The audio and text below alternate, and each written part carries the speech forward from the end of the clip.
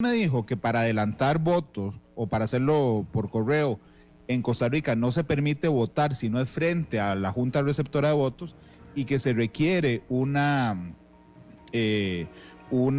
cambio constitucional, una reforma constitucional, simplemente es imposible, porque no nos da chance material de cambiar eso.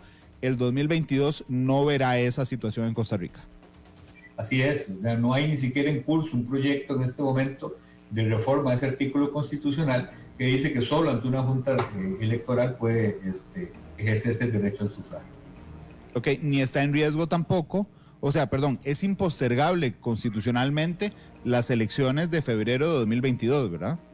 Así es, hay un mandato. Recordemos que incluso también tenemos estos ejemplos en otros lugares, pero hay un mandato. Los actuales funcionarios electos para el periodo 2018-2022 llegan en unos casos al 30 de abril y en otros casos al 7 de mayo. En el caso de presidencia y vicepresidencia de la República.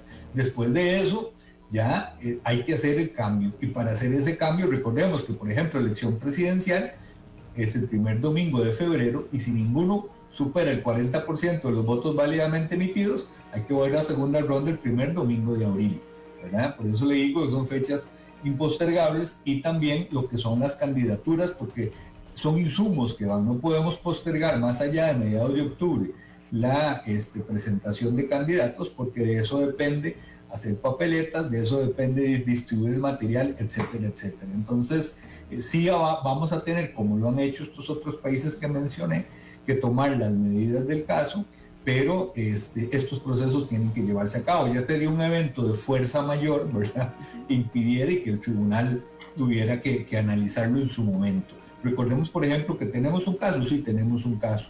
Fue en el 2012 en las elecciones municipales, las primeras, y en el 2010 en el cantón de Pocosí. Por razones climatológicas, inundaciones, no se pudieron celebrar elecciones ese día y el tribunal las postergó para una fecha posterior. Sí. Ahora, la ventaja fue que en ese caso eran elecciones en cada cantón, se pudieron suspender en unos cantones, sobre todo en la vertiente atlántica, pero en el resto del país siguió la elección. En este caso es una elección nacional, o sea, no tendría que celebrarse, o suspenderse todas o celebrarse todas. No se puede suspender en una provincia, por ejemplo. No, porque en el mismo evento se vota tanto por diputados y diputadas como por la presidencia de la República, y es un aspecto que tiene que ver mucho, en este caso, al ser elección nacional, con un principio también de nuestro sistema, que es la simultaneidad del voto. Claro, todo el mundo vota al mismo tiempo. Claro. Pero que eso es los aspectos que se critica el voto adelantado, que ahora lo vimos en los Estados Unidos, claro. ¿Verdad? Una cosa es votar 15 días, digamos, una cosa es votar el primer domingo de enero y otra cosa es votar el primer domingo de febrero. Pueden haber situaciones que cambien intención de voto incluso. Sí, por supuesto. Ok, entonces, si se suspendiera por causa de fuerza mayor, hay que suspenderla toda la elección. No se puede, y el tribunal tendría que analizarlo en ese sentido. Medidas como, por ejemplo, sacar cita para votar, don Héctor, ¿eso está en algún momento en contraposición con nuestro código electoral? No, eso es importante que lo mencione, porque incluso dieron tergiversaciones a eso. Eso es una medida alternativa que queríamos simple y sencillamente para los efectos de las filas y las aglomeraciones. Es decir, por ejemplo, tomamos la medida del número de elector. Entonces, le recomendamos a cada persona que se sepa cuál es su número de elector, porque es más fácil ubicarlo en el padrón. Entonces, esta medida sería algo similar, ¿verdad? Yo le ponía ejemplo a esto que sucede en algunos parques, de que si usted saca el pase rápido, no hace fila, entra por una fila más rápida, porque ya, si usted llega a la hora, es decir, usted sacó cita porque quería votar a las 9 o a las 9:05.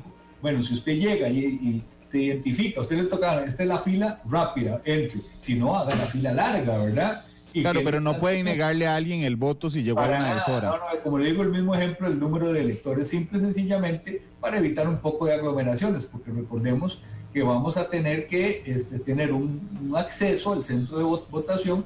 Recordemos que se nos han presentado situaciones difíciles, ejemplo, cuando vota un candidato a la presidencia o cuando vota una personalidad, por lo general va a veces con una gran cantidad de personas alrededor de él, van los medios de comunicación que quieren la entrevista, y a veces se nos complica mucho las entradas. Esas son situaciones especiales que tenemos que regular. Además, de hecho, siempre las regulamos, siempre nuestros delegados conversa con los candidatos para ver la hora en que va a ir, o coordinar con fuerza pública, etcétera. Bueno, esas situaciones también tenemos que tenerlas en cuenta, pero normalmente pues hay mucha algarabía, hay muchas personas a las entradas de los centros de votación. Son aspectos que tendríamos que regular para en coordinación con fuerza pública para evitar ese tipo de aglomeraciones que incrementan los riesgos de contagio. Pero esas regulaciones sí están permitidas en la ley. Es decir, usted podría definir, usted digo, el Tribunal Supremo de Elecciones podría definir, por ejemplo, que solo personas que no hayan votado aún y que tengan ese centro de votación, que solo esas puedan ingresar al centro de votación. Claro, de hecho es una norma que ya está. Es una norma pero no se que aplica, está, porque todo el mundo vuelve a entrar. Que en algunos, sí, obviamente, la aplicamos en el sentido de la Junta Receptora de Votos, pero esa norma habría que interpretarla también. De hecho, hay un reglamento, la ley nos dice que 6 meses antes de la elección el tribunal va a dictar el reglamento que regule todo lo relativo a la jornada electoral, ¿verdad? Entonces, en ese reglamento, sí, incluso a los medios se les dice, mire, ustedes pueden grabar, pero desde el pasillo, no entrar al aula con el candidato, por ejemplo. Bueno, eso sería ampliarla hasta el portón del ingreso centro local de la Junta Receptora. Ahora habrá que ampliarlo al centro de votación como tal, pues es lo que les decía, pues recordemos que siempre hay guías de los partidos, es decir, hay una serie de personas. Bueno, este reglamento precisamente para poder publicarlo, el tribunal también tiene que ponerlo en conocimiento de previo a los partidos políticos.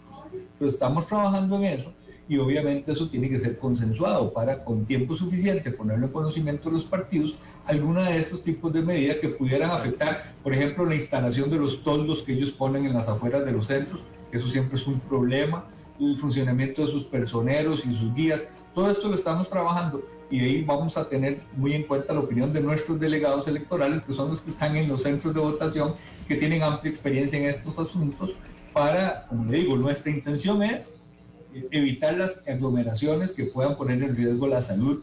No sabemos cómo vamos a estar de aquí a allá, eso es. Entonces, pero desde ya asumimos que vamos a tener que siempre tomar estas medidas porque es difícil pensar que para enero o febrero ya estemos libres de cualquier riesgo, ¿verdad? Claro. Pero sí, sobre todo, hay unas medidas anteriores que tenemos que analizar, que es las plazas públicas, piquetes, todas estas actividades proselitistas en sitios públicos arrancarían en octubre, se pueden pedir desde septiembre. Bueno, yo creo, si por la víspera se saca el día, que va a ser muy difícil estar autorizando ese tipo de piquetes en zonas públicas en octubre, por cómo estamos viendo el desarrollo de la pandemia en este momento.